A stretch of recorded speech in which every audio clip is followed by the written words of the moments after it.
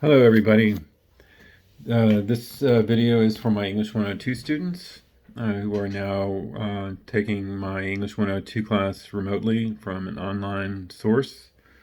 Um, I'm hoping everybody is doing okay, um, and that you are ready to start the semester or resume the semester, as we had an extended spring break, and we were kind of in the middle of, at that point, talking about, I think, research paper one.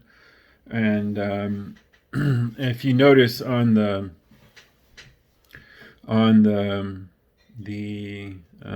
announcement page that I've given other options for research paper one, if you're having trouble or difficulty with the assignment, the Johari window assignment, so that you can opt to do other topics. So this lecture is going to be in two parts.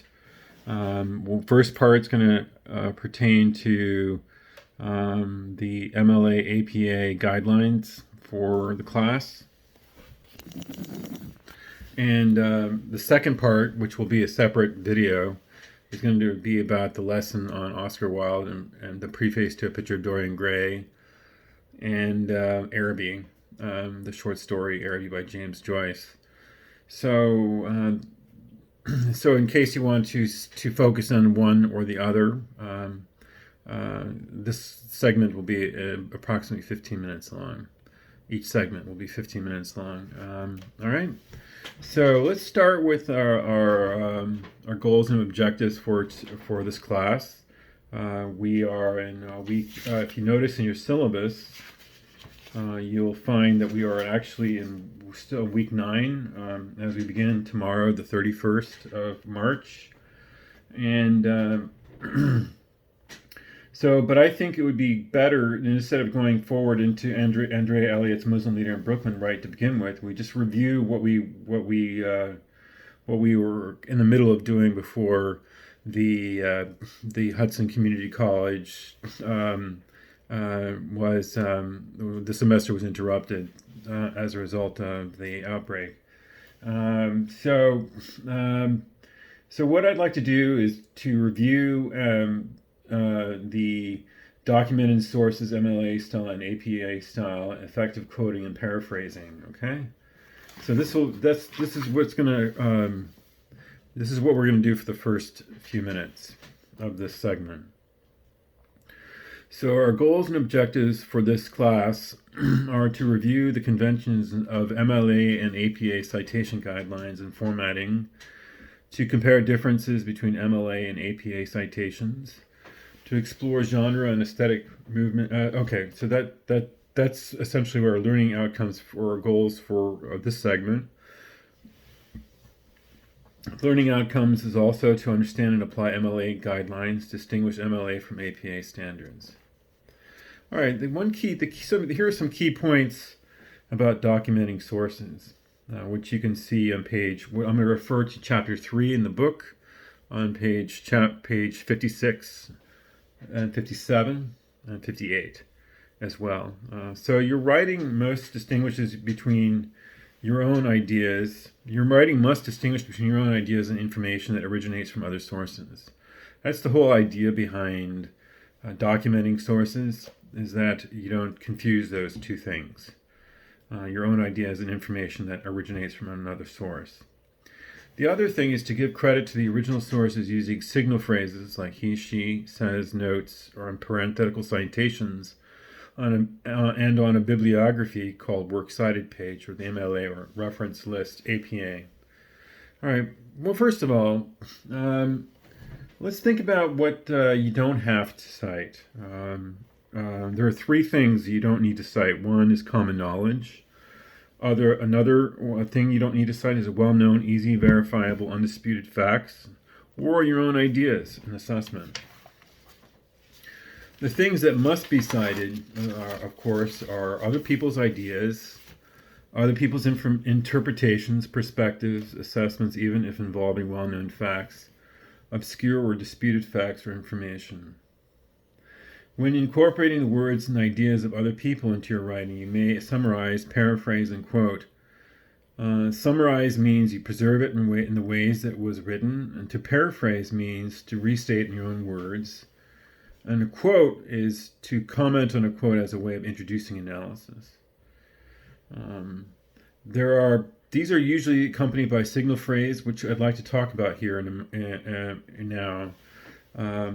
If you notice in your book on page 56, you'll see that it says documenting sources on the top of page 56. In the top of the book, it says, in your writing, you must clarify to readers which ideas are yours and which ideas you have borrowed from other sources. To accomplish this goal of giving credit to others, you document sources both in the text of your essay using signal phrases and parenthetical citations and a bibliography called either the Works Cited, MLA, which means Modern Language Association, or reference list, which is used by the American Psychological Association. For purposes of this class, we're going to stick with the MLA, Works Cited guidelines for MLA, okay? Like I said, information that does not need to be cited is common knowledge, like, for example, George Washington was the first president of the United States. Well-known, easy, verifiable, undisputed facts, like 3.14 is pi, or William Blake wrote The Sick Rose, or your own ideas and perspective. Other information that must be cited include other people's words and ideas, other people's perspectives, even if they involve well-known facts. For example, a particular interpretation of William Blake's poem, obscure or disputed facts and information. All right. So if there's some question about whether a citation is needed, you just to make sure to include one just to be on the safe side.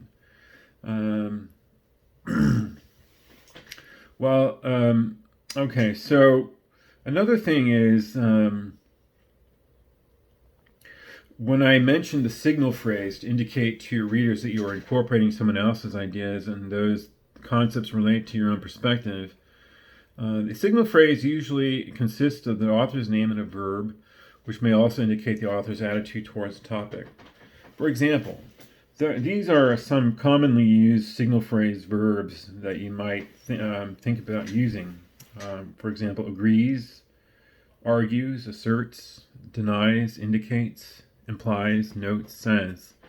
So let's think about those words that I've just listed here, and think about some other words that could be synonymous with those words, so you can generate even more signal phrases for your writing. So a word like agrees, or argues, or asserts implies varying degrees of difference between what is agrees is in terms of could be support or concurring.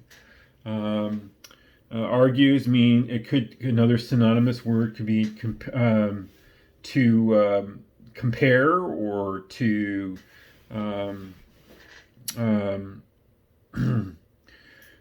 compare one thing against compared to another. Asserts, another synonymous word could be confirm. Denies, another word could be reject. Indicates, for example, is suggestive of a hypothetical possibility. Implies opinion, motive, relationship, notes. Could be something more neutral, and says is obviously more what it means. But how do you use those verbs is another particular question, which is answered at the bottom of 57, when it says when you hear the phrase in-text citations or parenthetical citations, sometimes you might wonder what that actually means. What that actually means is a parenthetical citation usually includes the author's last name or page or paragraph number. Often online material has no page or paragraph numbers, so that information is omitted from the parenthetical citations if it is not provided. So there are three ways to use in-text citations or parenthetical citations. And I'm going to read three sentences that use the citation in three different ways. So the first way is a direct quotation from a book with one author mentioned in a signal phrase. The example given in the book is Foster argues, comma, quote, the real reason for a quest is always self-knowledge, end of quote. Now, you might wonder, the parenthetical citation what here is really the parentheses with a 3, number 3.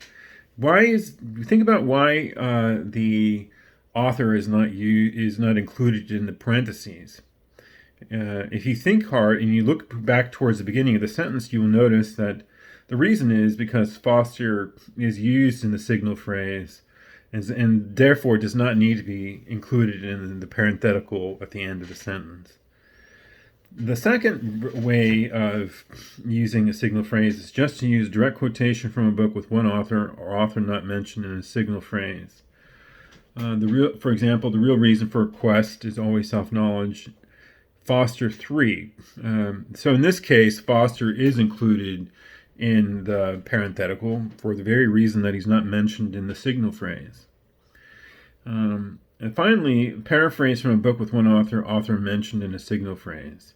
So a paraphrase, a signal phrase, sort of is a more effective, more way of introducing a quote because you're paraphrasing and then you're also commenting at the same time. You're providing some kind of framework as well as an analysis of the quote.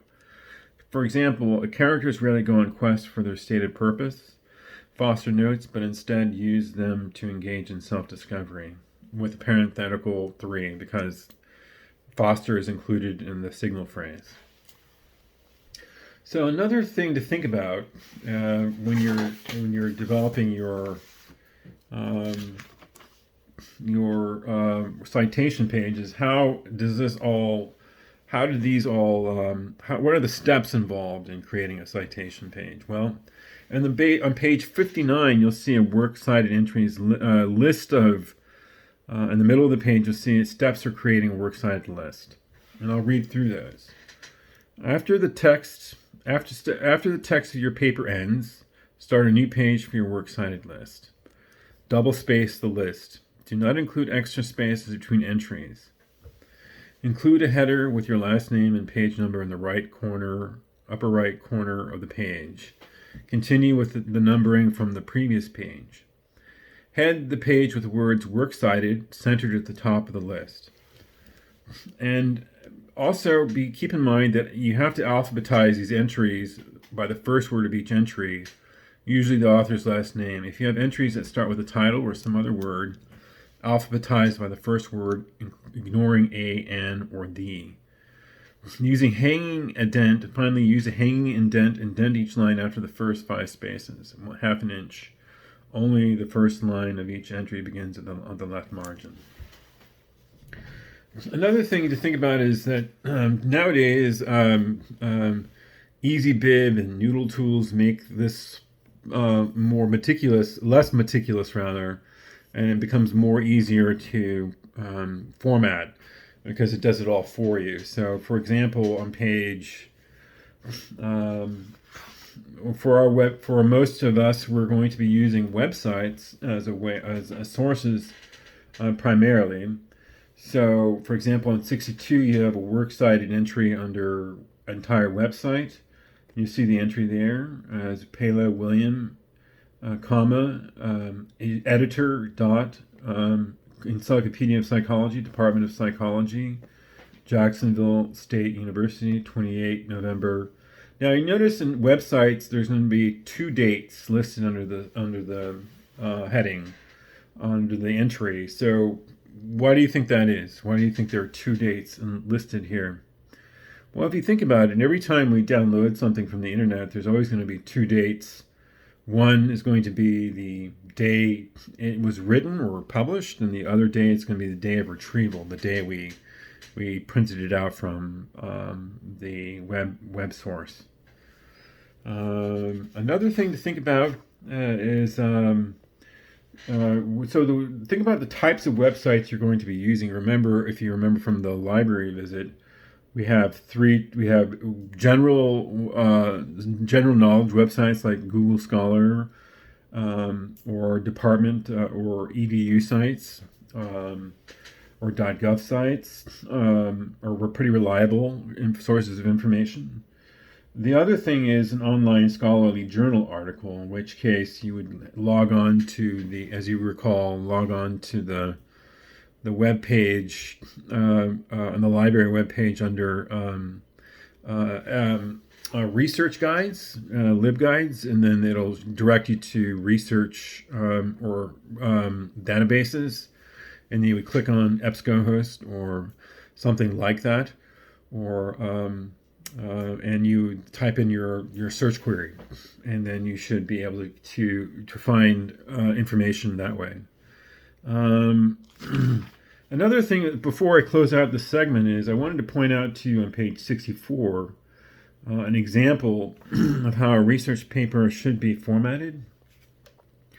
Since this example on page 64 in your book is a very it's the formatting style is MLA. So in this case, you don't need a cover page, but you would need a running header on the top right hand corner of your name and the page number, pagination. Then on the left hand upper corner is instructor name, course name, September 2nd, 2012, and then you'll see throughout the paper that there are in-text citations throughout the paper. This is basically a 5-page paper, and you can see also an example of a works cited page as in MLA format on page 68 at the bottom of the works cited page. All right. So that concludes this segment on works cited MLA documenting sources MLA style.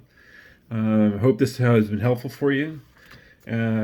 This next segment that's coming up is our lesson on Oscar Wilde's Preface to A Picture of Dorian Gray, with a guided instructions on how to do the exercise that I attached with it. All right. So see you soon.